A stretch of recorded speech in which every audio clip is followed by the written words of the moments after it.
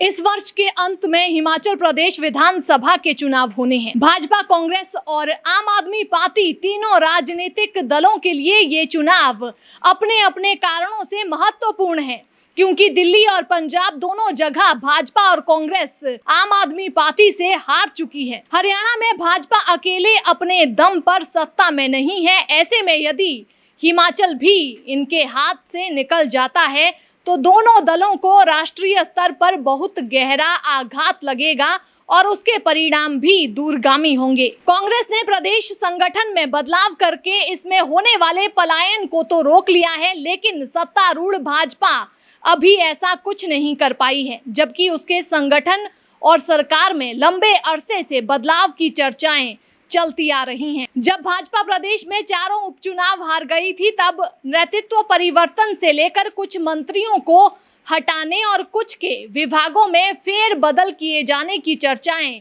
बहुत तेज हो गई थी, लेकिन ये सब व्यवहारिक शक्ल नहीं ले पाया है। ऐसा क्यों हुआ है, ये विश्लेषकों के लिए अब तक खोज का विषय बना हुआ है। लेकिन इस पर कलम चलाने से पहले प्रदेश के शीर्ष प्रशासन पर उठते सवालों और उन पर सरकार की रहस्यमयी चुप्पी सवालों के घेरे में है। आज सरकार के मुख्य सचिव से लेकर उनके नीचे के 5 अधिकारी भी सवालों के घेरे में आ खड़े हुए हैं, क्योंकि दो जगह सरकारी आवास लेने के अतिरिक्त विशेष वेतन का वित्तीय लाभ भी ये ले रहे हैं। नियमों के अनुसार ये गंभीर अपराध है। पूरे प्रदेश में ये चर्चा का विषय बना हुआ है, लेकिन मुख्यमंत्री इस पर चुप हैं। पुलिस भर्ती परीक्षा के पेपर लीक मामले में करीब 2 दर्जन लोगों की गिरफ्तारी हो चुकी है। प्रदेश में ये अपनी तरह का पहला मामला है जिसमें इतने बड़े स्तर पर प्रश्न पत्रों को बेचा गया है। कई तरह के नाम चर्चा में आ रहे हैं। विपक्ष मामले की सीबीआई जांच की मांग कर रहा है, लेकिन सरकार कोई फैसला नहीं ले पा रही है। ये चर्चा का विषय बना हुआ है कि आखिर मुख्यमंत्री की क्या ऐसी मजबूरी है जो उन्हें कड़ा कदम उठाने से रोक रही है। सरकार नेता प्रतिपक्ष को तो मंत्री स्तरीय आवास नहीं दे पाई है, लेकिन अपने अधिकारियों को दिल्ली और शिमला में एक साथ मकान देकर बैठी हुई है।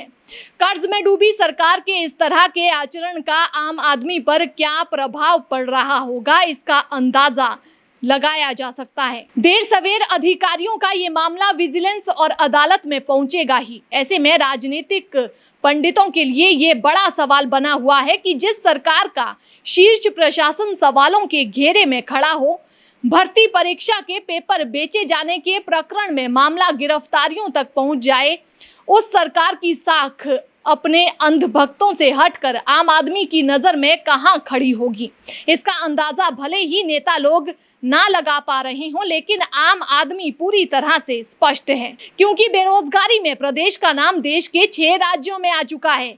इस सब के बावजूद भी जब हाईकमान ना हिल रहा हो तो निश्चित रूप से ध्यान जेपी नड्डा और अनुराग ठाकुर पर जाएगा, क्योंकि जेपी नड्डा ने ही जयराम ठाकुर के वकील होने का दावा किया है। इस वकालतनामे पर अमल करते हुए जेपी नड्डा और अनुराग ठाकुर प्रदेश में किसी न किसी बहाने आने का कार्यक्रम बनाने पर विवश हो गए हैं। अब तो प्रधानमंत्री को भी लाने का जुगाड़ बिठा लिया गया है। भले ही अंतिम क्षणों में प्रधानमंत्री ना आ पाए, लेकिन एक बार तो आम कार्यकर्ताओं को बता ही दिया गया है कि प्रधानमंत्री हिमाचल सरकार से कितने खुश हैं।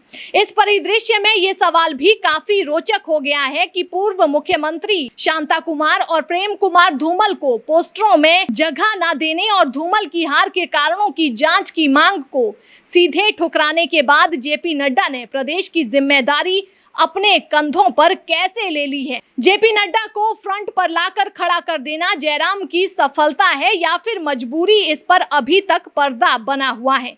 लेकिन इस सब में अनुराग की भूमिका आने वाले दिनों में क्या रहती है, ये देखना रोचक होगा, क्योंकि जिस तरह से नड्डा प्रदेश में बार बार आकर रोड शो करने पर मजबूर होते जा रहे हैं, उससे प्रदेश में जीत की जिम्मेदारी जयराम ठाकुर से बदलकर जेपी नड्डा पर आती जा रही है।